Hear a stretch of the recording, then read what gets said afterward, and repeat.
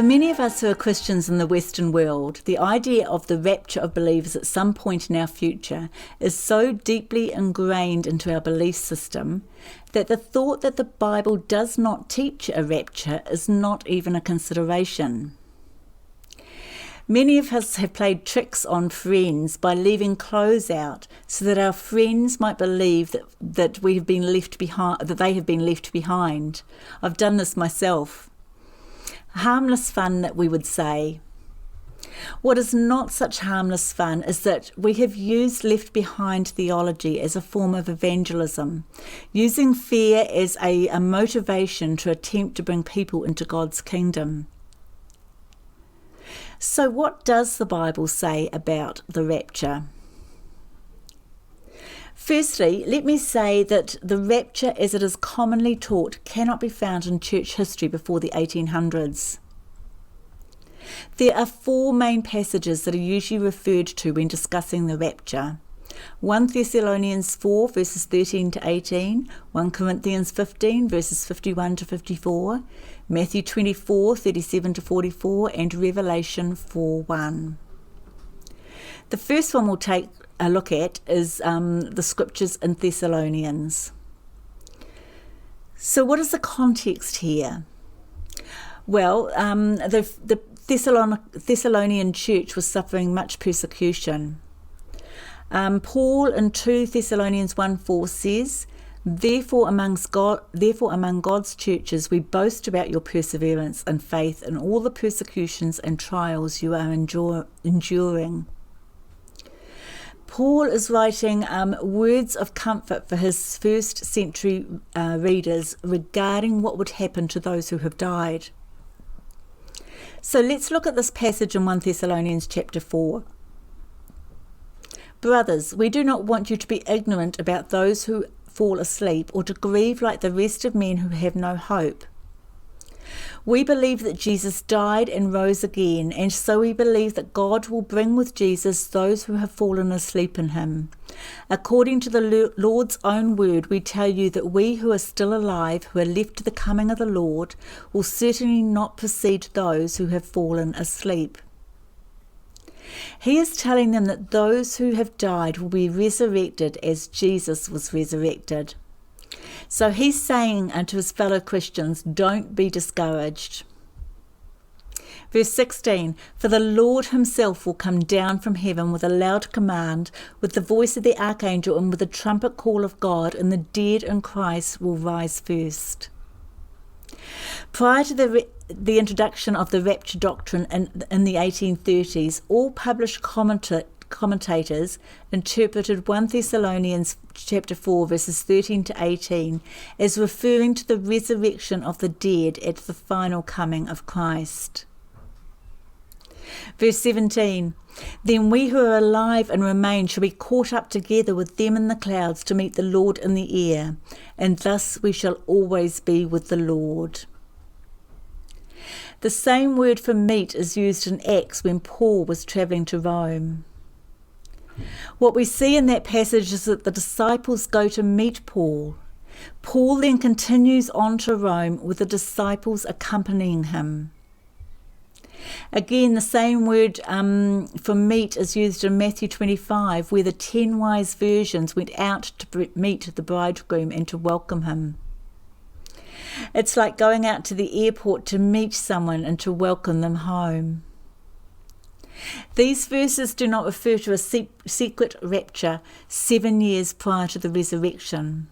These verses are a clear presentation of the resurrection of the dead before the final judgment. This is the same resurrection that Paul spoke of in 1 Corinthians 15 verses 51 to 54, where it says, Listen, I tell you a mystery. We will not all sleep, but we will all be changed in a flash, in the twinkling of an eye, at the last trumpet. For the trumpet will sound, the dead will be raised imperishable, and we will be changed. For the perishable must clothe itself with the imperishable, and the mortal with immortality. When the perishable has been clothed with the imperishable, and the mortal with immortality, then the saying that is written will come true. Death has been swallowed up in victory. Thirdly, we have the famous left behind passage in Matthew 24, verses 37 to 44. This passage has been used to promote the evangelical idea of the rapture. But as the days of Noah were, so also will the coming of the Son of Man be. For as in the days before the flood, they were eating and drinking, marrying and giving in marriage, until the day that Noah entered the ark, and did not know until the flood came and took them all away. So also will the coming of the Son of Man be.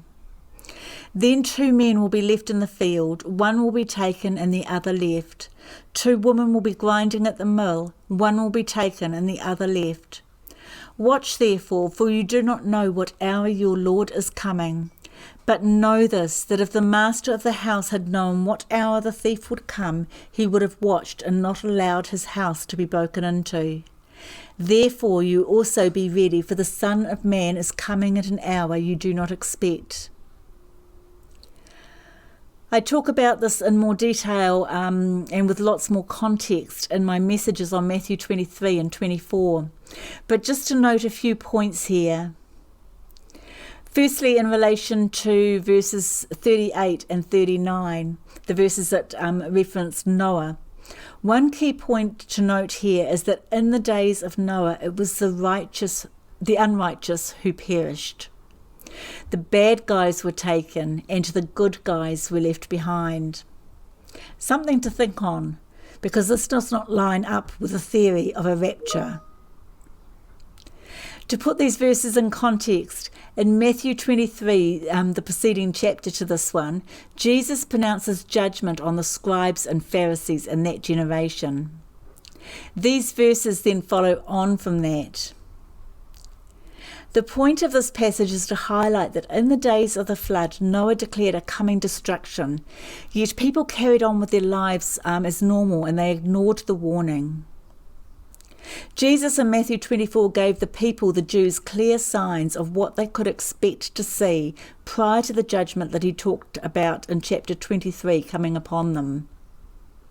But just as in the days of Noah, they would not listen. As in the days of Noah, so it was in AD 70 when Jesus, in his coming in judgment upon unbelieving Israel, destroyed Jerusalem like a flood. These verses relate to the judgment of the Jewish leaders in unbelieving Israel in AD 70 and are not about Christians being raptured. Moving on to verses 40 to 41, where it talks about one being taken and one being left. This refers to the arbitrary way in which the Roman army in AD 70 would seize and kill the Jews, literally cutting one farmer in half in the field while leaving the other one standing. Then we have verses 42 to 51, which are an admonition to watch and be ready and to be expectant, because it would have been really tempting for Christians over the years between AD 30, when Jesus first prophesied judgment on unbelieving Israel, and AD 70, to become complacent and stop believing that Jesus was coming in judgment upon Jerusalem. The Jews were unprepared for that day, despite Jesus prophesying of that judgment day and giving them signs to watch for so that they might be ready for his coming. The last passage that is sometimes used as evidence for a rapture is Revelation chapter 4, verse 1. But I'd just like to say that there is no mention here in this passage of the church, let alone of it being raptured to heaven. Specifically, it shows that John was taken into heaven and only temporarily. Many have said that John was speaking of the rapture because the church is not mentioned anymore in Revelation chapter 4 through to chapter 19. However, as Gary Marr points out, the saints are referred to over 11 times in Revelation chapters 4 through to 19. And he goes on to point out that this conclusion doesn't hold up by applying it to the rest of the New Testament. This is what he says. Let's continue by applying Hal Lindsey's hermeneutical logic to other passages. The words church and churches appear just once in the book of Hebrews and twice in 2 Corinthians. The church is not mentioned as such in Mark, Luke, John, 2 Timothy, Titus, 1 Peter, 2 Peter, 1 John, 2 John or Jude, and not until chapter 16 of Romans.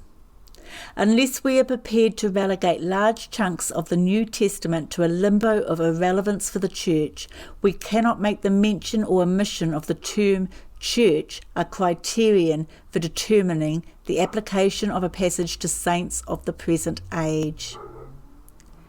There is quite simply no passage in the Bible that teaches of a rapture as many of us have been commonly taught, with it being a so-called end-time event when all Christians who are alive along with resurrected believers will rise in the clouds to meet the Lord in the air, leaving behind those who do not have faith in Christ to experience a great tribulation. The rapture is a theological position taught by only part of Christianity, and it is a relatively recent doctrine, and one that is quite frankly unbiblical.